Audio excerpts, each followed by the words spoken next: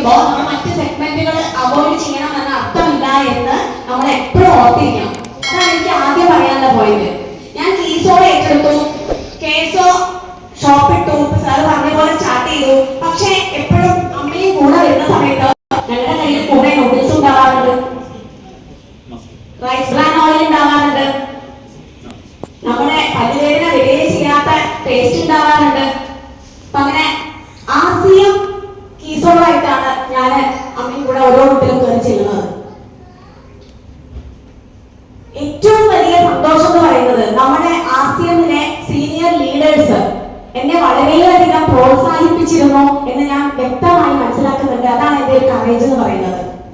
നമ്മുടെ വേണുഗോപാൽ സാറും വൈഫും നമ്മുടെ പ്രിയപ്പെട്ട നാരായണേട്ടൻ എന്റെ അടുത്തുനിന്ന് കീസോ പ്രൊഡക്റ്റ് വാങ്ങിക്കാനായിട്ട് വരാറുണ്ട്. അതൊക്കെ എനിക്ക് നൽകുന്ന പ്രോത്സാഹനമായിട്ട് എനിക്ക് മനസ്സിലാവുന്നുണ്ട്. ആ ഒരു സ്നേഹം ഞാൻ ഏറ്റുവാങ്ങാറുണ്ട്. ഇത്രയധികം പ്രോത്സാഹിപ്പിക്കുന്ന ഒരു അവസ്ഥ നമ്മുടെ സ്കൂളിൽ പഠിക്കുമ്പോഴാണ് എനിക്ക് അനുഭവപ്പെട്ടിട്ടുള്ളത്. നമ്മുടെ ടീച്ചേഴ്സ് അന്ന് പഠിച്ച് വളരണം, നല്ലൊരു നിലയിൽ എത്തണം എന്ന് പറയുന്ന കാലത്ത് നമുക്ക് അന്ന് മനസ്സിലാവുന്ന പ്രായമായിരുന്നില്ല. പക്ഷെ ഇപ്പൊ ശരിക്കും മനസ്സിലാവുന്നുണ്ട് ആസിയമിൽ വിജയിക്കാൻ വേണ്ടിയിട്ട് സീനിയർ ലീഡേഴ്സ് നൽകുന്ന സപ്പോർട്ട്. അന്ന് സ്കൂൾ പഠിച്ചു കഴിഞ്ഞ് കല്യാണം കഴിഞ്ഞു കഴിഞ്ഞാൽ പേരൻസിന്റെയും ഒക്കെ ഉപദേശങ്ങളൊക്കെ സാധാരണ നിൽക്കാനാണ് പതിവ്. ഇത്രയും കാലം പഠിപ്പിച്ചില്ലേ, ഇനി അവരുടെ ഫ്യൂച്ചർ പോലെ ആയിക്കോട്ടെ എന്നുള്ളൊരു മനോഭാവമാണ് പേരൻസിനുള്ള കാണാറ്. പക്ഷെ ആസിയമിൽ വന്നപ്പോ കട്ട സപ്പോർട്ടാണ് അച്ഛനും അമ്മയും.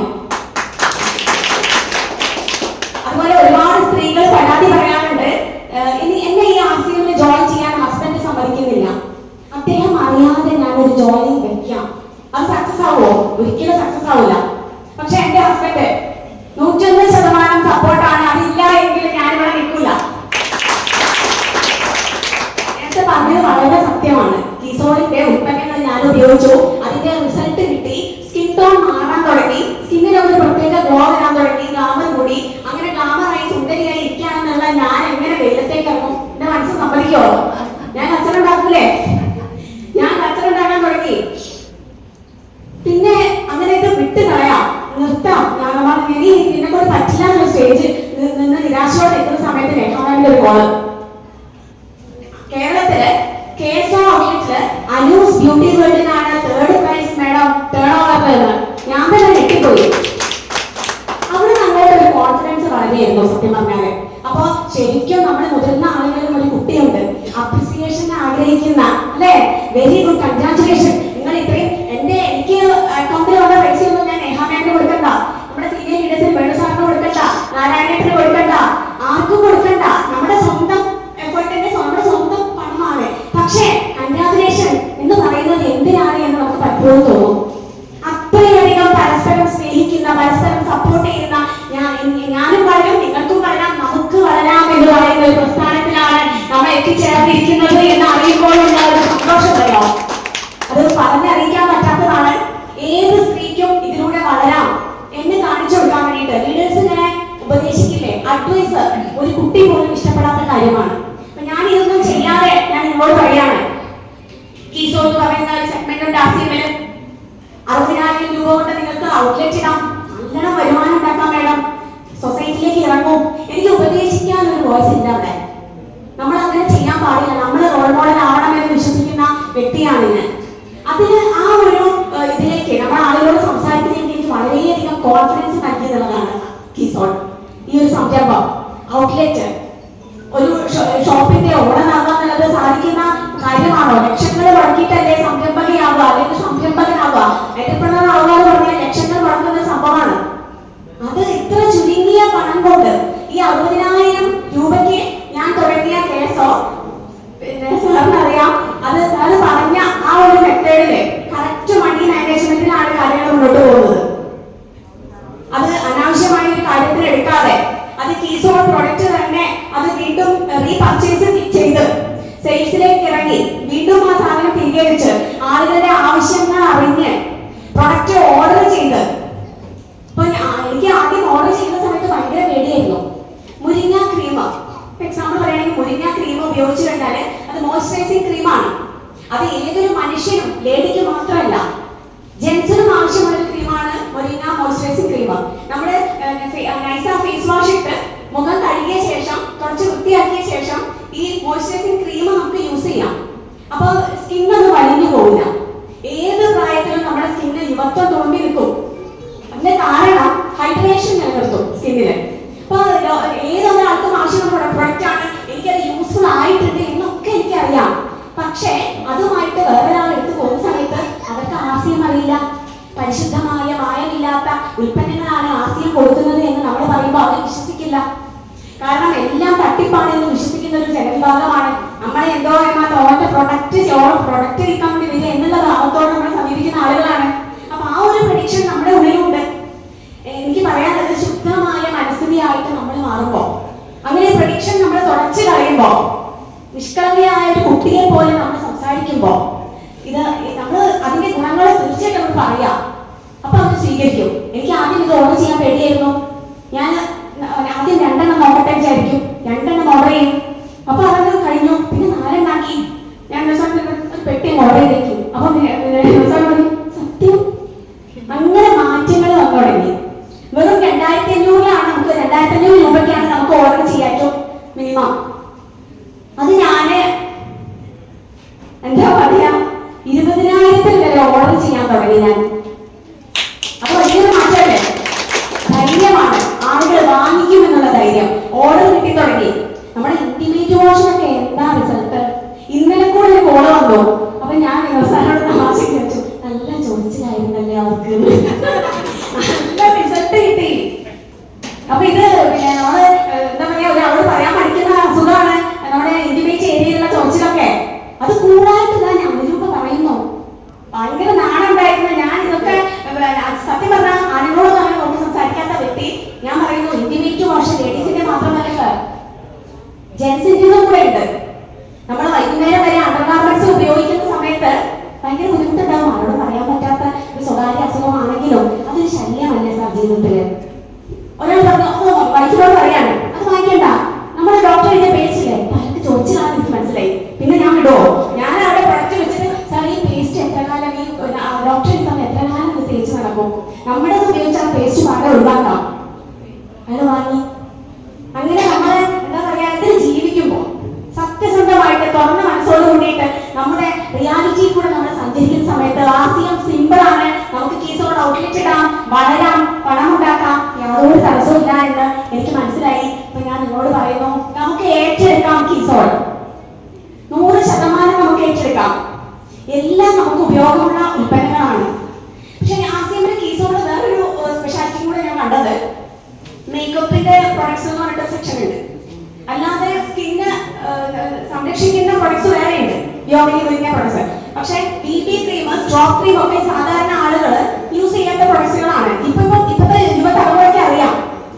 പക്ഷെ BB ക്രീം ഒക്കെ മാർക്കറ്റിൽ വേറെ കമ്പനിയുടെ യൂസ് ചെയ്യുന്ന സമയത്ത് അപ്പോഴപ്പോൾ ഗ്ലോ കിട്ടും എന്നല്ലാതെ അത് ക്ലീൻ ചെയ്യുന്ന സമയത്ത് അതിന്റെ സൈഡ് എഫക്റ്റുകൾ വരുന്നുണ്ട്. പിമ്പിൾസ് ആയിട്ട്, കുരുക്കളൊക്കെ ആയിട്ട് നമ്മുടെ സ്കിന്ന് ഇങ്ങനെ ഇമ്പ്രൂവ് ആവുക ചെയ്യുന്നത്. നമ്മുടെ BB ക്രീമും കോമ്പാക്ട് പൗഡറും ഒക്കെ യൂസ് ചെയ്യുന്ന സമയത്ത് സൗന്ദര്യം മാത്രമല്ല, അത് കഴുകി കളയുന്ന സമയത്ത് ഒരു പ്രത്യേക ഗ്ലോ, സ്കിന്നിന് ആകെ മാറ്റം. കാരണം അതിൽ വൈറ്റമിൻ ഇയും നമ്മുടെ ആൻറ്റോണിയും നമ്മുടെ ഒരുപാട് ഇൻഗ്രീഡിയൻസ് ഒക്കെ ഉണ്ടല്ലേ. അപ്പൊ അതിനാണ് എനിക്ക് മനസ്സിലായത്, നമ്മുടെ കമ്പനി നമുക്ക് തരുന്ന ഉൽപ്പന്നങ്ങൾ താൽക്കാലിക സൗന്ദര്യത്തിന് വേണ്ടി മാത്രമല്ല, എല്ലാം യൂസ്ഫുൾ ആയിട്ട് നമ്മുടെ സ്കിന്ന് തിളങ്ങാനും അത് നാച്ചുറൽ ബ്യൂട്ടി നിലനിർത്താൻ വേണ്ടിയിട്ട്. നമ്മുടെ നാച്ചുറൽ ഒരു ഓയിൽ ഉണ്ടല്ലോ നമ്മുടെ ഫേസിൽ വരുന്നത്, സ്വമേധയാ മനുഷ്യ ശരീരത്തിൽ ഉത്പാദിപ്പിക്കപ്പെടുന്ന ആ ഒരു ഹോർമോൺ ഉണ്ടല്ലോ, അത് നശിപ്പിക്കൂല എന്നുള്ള ഒരു സത്യം ഞാൻ ഇതിന്റെ ഉപയോഗത്തോടെ മനസ്സിലാക്കി. അപ്പൊ എനിക്ക് തോന്നുന്നു അവരോട് പറയുന്ന സമയത്ത് യാതൊരു ബുദ്ധിമുട്ടുമില്ല. നമ്മുടെ സത്യസന്ധമായ കാര്യങ്ങൾ പറയുമ്പോൾ നമുക്ക് ഒരു വിഷമോ ഒരു പ്രയാസമോ ഒരു നാണക്കേടോ ഒന്നും ഉണ്ടാവില്ല. അങ്ങനെ സെയിൽ ചെയ്ത് നിർച്ചര ക്വാളിഫൈ ചെയ്യാൻ പറ്റി. അതിലൂടെ ഒരുപാട് വീട്ടിലേക്ക് ചെന്നിട്ട് 15 ജോയിനിങ് ഉണ്ടാക്കിയെടുക്കാൻ സാധിച്ചു. പക്ഷെ നമ്മൾ പറയാറുണ്ട്, ദൈവഭാഗ്യമുള്ള ആളുകൾക്ക് പറഞ്ഞിട്ടുള്ളതാണ് ആസിയം ബിസിനസ്. അതെനിക്ക് ഉത്തമ ബോധ്യമുണ്ട്. ഞാനൊരു 100-150 വീട്ടിൽ പോയിട്ടുണ്ടെങ്കിൽ എന്റെ കൂടെ ജോയിൻ ചെയ്ത ഈ 15 പേര് ദൈവാനുഗ്രഹമുള്ള ആളുകളാണ്. അതുകൊണ്ടാണ് അവർക്ക് അത് ആക്സെപ്റ്റ് ചെയ്യാൻ പറ്റിയത്. അല്ലാത്ത ആളുകൾ പറഞ്ഞു, ഇതുപോലെ നമ്മൾ കുറെ കേട്ടിട്ടുണ്ട്, നിങ്ങൾ നാമത്തിൽ കേട്ടിട്ടുണ്ടോ? നമുക്ക് എല്ലാം അറിയാം ആളുകൾക്ക്. ഞാൻ പറഞ്ഞു, അമ്മയുടെ പ്രോട്ടീൻ പൗഡർ ഒക്കെ യൂസ് ചെയ്തിട്ടുണ്ടോ? ഉണ്ട്. അതൊന്നും നിങ്ങൾക്ക് പറയാൻ മനസ്സിലാക്കാം. നമ്മളൊക്കെ നല്ല കോസ്റ്റ്ലി ആണ്, ഭയങ്കര ഹൈടെക് സാധനങ്ങളാണ്.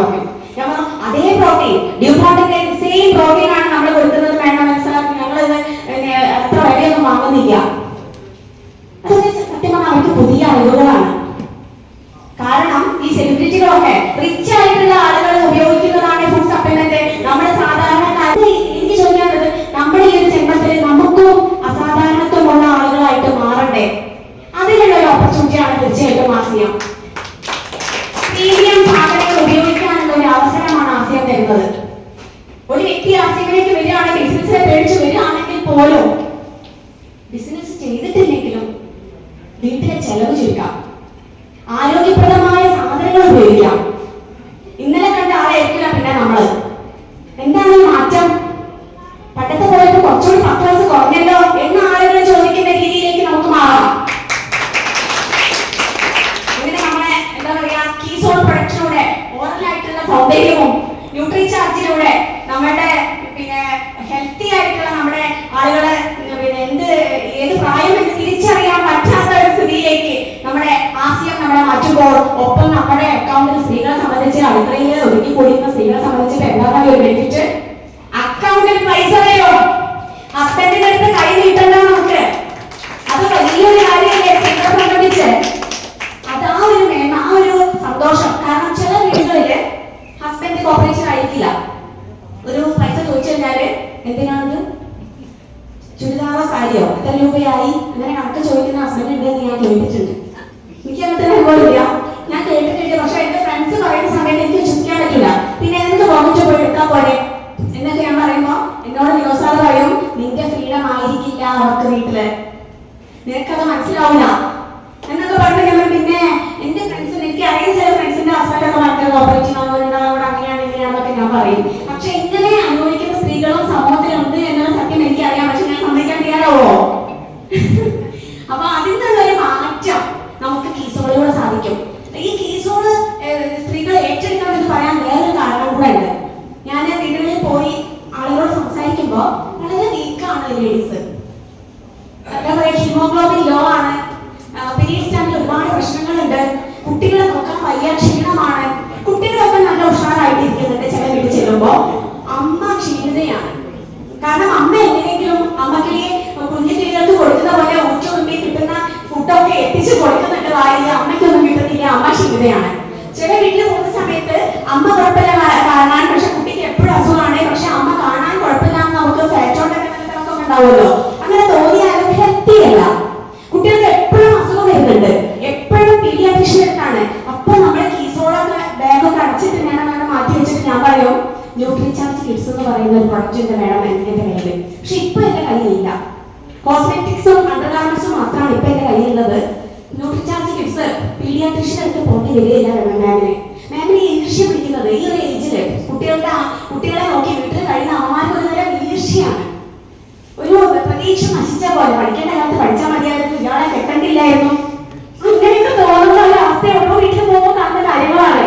കെട്ടിക്കുടുക്കി അന്ന് പ്രേമിച്ചതാണ് പറ്റിയത്, അല്ലെങ്കിൽ അച്ഛന്റെ പണിയാണ്. അങ്ങനെ ഒരുപാട് എക്സ്പീരിയൻസ് ആണ് കരിച്ചിരുന്ന സമയത്ത് നമുക്ക് കിട്ടുന്നത്. ഞാൻ പറഞ്ഞു, പിന്നെ മാമിന്റെ കരിമാങ്ങില്ല എന്ന് പറയില്ലേ, അങ്ങനെ ബ്ലഡ് തുടങ്ങിയിട്ടുണ്ടല്ലോ എന്ന വിഷമം ഡോക്ടേഴ്സ് ഉണ്ട്, അവിടെ വിളിഞ്ഞാക്കി കൊണ്ട് മാറും കേട്ടോ. ന്യൂട്രി ചാർജ് എന്നിട്ട് ഉൽപ്പന്നങ്ങൾ അത് കഴിച്ചാൽ സ്ട്രെസ് ഫ്രീ ആവും. അവര് മൈൻഡ് ചെയ്യുന്നില്ല. അപ്പൊ ഞാൻ പറയും, അക്കൗണ്ടിൽ പൈസ വന്നാൽ ഭയങ്കര സന്തോഷം ഉണ്ടാവുമോ? അതിനൊരു ഓപ്പർച്യൂണിറ്റി ആണെന്ന് പറയുമ്പോൾ പിന്നീട് സന്തോഷമാണ്. പക്ഷേ ന്യൂട്രി ചാർജിന്റെ വുമൺ ടാബ്ലറ്റ് കാണിക്കുന്നത് ടാബ്ലറ്റ് അല്ലേ, ഓ ഇതൊന്നും വേണ്ട, ഗുളികയൊന്നും വേണ്ട, അതെന്താ പൗഡറോ ക്രീമോ അതൊക്കെ തന്നേക്കോ. കീസോടെ ഗംഭീര സ്വീകരണമാണ് എത്ര വയ്യാത്ത ലേഡീസും. വയ്യെങ്കിൽ പോലും ശോഷിച്ച് എണീച്ച് നടക്കാൻ വയ്യാത്ത ആള് വരെ പറയാണ്, ആ അതെന്ത് ക്രീമാ, മുഖത്തൊക്കെ പരട്ടിയാ നല്ല ഇതുണ്ടാവോ, കുഴപ്പമൊന്നുമില്ലല്ലോ അല്ലേ. അപ്പൊ ഞാൻ പറഞ്ഞു വീട്ടിൽ വന്ന ദിവസങ്ങളോട്, ന്യൂട്രി ചാർജ് പറയുന്നതിനേക്കാളും ആളുകൾ ആക്സെപ്റ്റ് ചെയ്യുന്നത് കോസ്മെറ്റിക്സിനോടാണ്. കാരണം ഇത് ഉള്ളിലേക്ക് കഴിച്ചാൽ സ്കിന്ന് തിളങ്ങും എന്നുള്ള സയന്റിഫിക് വേയിലൂടെ അവരുടെ മനസ്സ് ചിന്തിക്കുന്നില്ല. അവര് സ്കൂൾ പഠിച്ചവരും വിദ്യാഭ്യാസമുള്ളവരും ഒക്കെ തന്നെയാണ് പറയുന്നത്. അവർക്ക് ഇത് കഴിച്ചിട്ടുള്ള സമയത്തേക്കാൾ പുറമെ പരട്ടിയിട്ട് ഗുളിക കേടാണെന്ന് ആരൊക്കെയോ പഠിപ്പിച്ചു കൊടുത്തിട്ടുണ്ട്.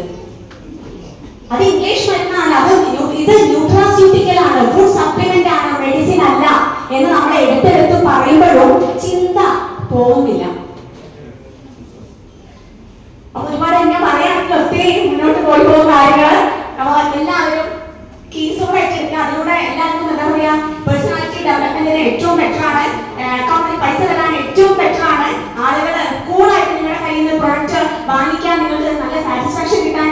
ഞാൻ നേരത്തെ പറഞ്ഞ പോലെ ഇൻക്യുബേറ്റർ വാഷൊക്കെ ഉപയോഗിച്ചിട്ട് കോളുകൾ വരാൻ